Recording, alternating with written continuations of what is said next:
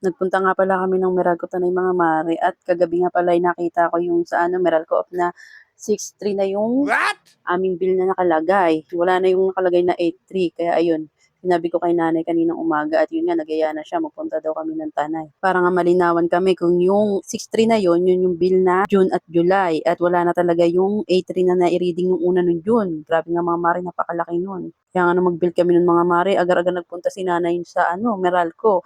At yun nga, sinabi niya na hindi daw kami nagbibil ng ganong kalaki, ba't naman daw ganun yung kinalabasan.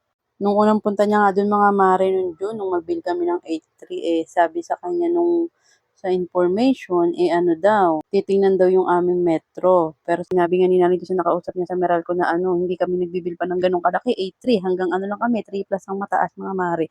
Sabi niya nga, paano daw ba yun? Yung gagawin doon. Ayun nga daw, papapuntahan daw ng tauhan nila na sa Meralco at titingnan nga yung metro namin. Sabi ni nanay, paano yung bayarin nun? Daw, sa susunod na lang daw, pag naayos na yung aming metro.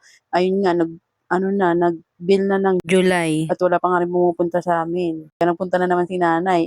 Ang nangyari nga pala mga mare, wala kaming bill ng July. Nung pagpunta niya dun mga mare sa Tanay Meralco ulit, ang sabi naman, kaya daw kami walang bill, blur daw yung aming metro.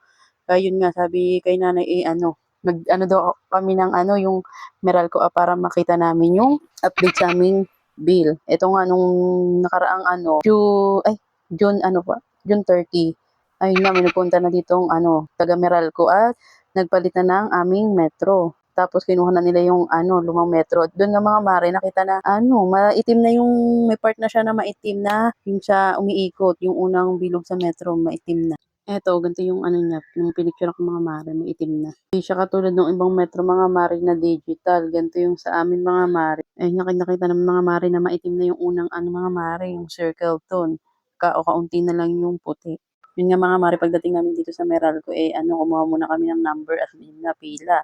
Tapos nung kami matawag ng mga mare, nung makausap ko na yung tao sa Meralco, sabi namin, nakita namin dun sa Meralco app na 6.3 na yung nakalagay na kailangan bayaran. Tapos tinanong din namin kung yung 8.3 na bill namin ng June, ano ba yun, wala na ba yun? Tapos sabi ko, may nakita akong June na ang nakalagay ay tunay na lang. Tapos sa July ay 3 plus. Bali yung bill namin ng June na 8.3, naging na siya 2.9. Dahil nga may refund siya na 400. Bali nasa 3.3 plus talaga yun. Dahil may refund na 400, kaya naging 2.9 na lang siya. Tapos nung July, nakalagay naman ay 3,300 plus. Bali ang total nung dalawang yun, nasa 6,000 plus. Yun ang lumalabas sa Meralco app na kailangan namin bayaran. Tapos nilinaw nga namin na kung yun na yung aming babayaran from June to July. Kung wala na ba talaga yung 8.3 na na-reading nung nakaraan.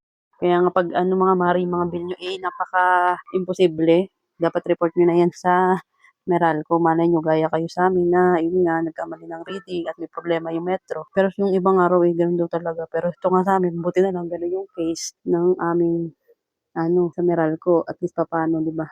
Ang laki rin nung 8.3 na yun mga mare. Halos nasa 5K din yung naidagdag kung sakaling binayaran namin yun, di ba?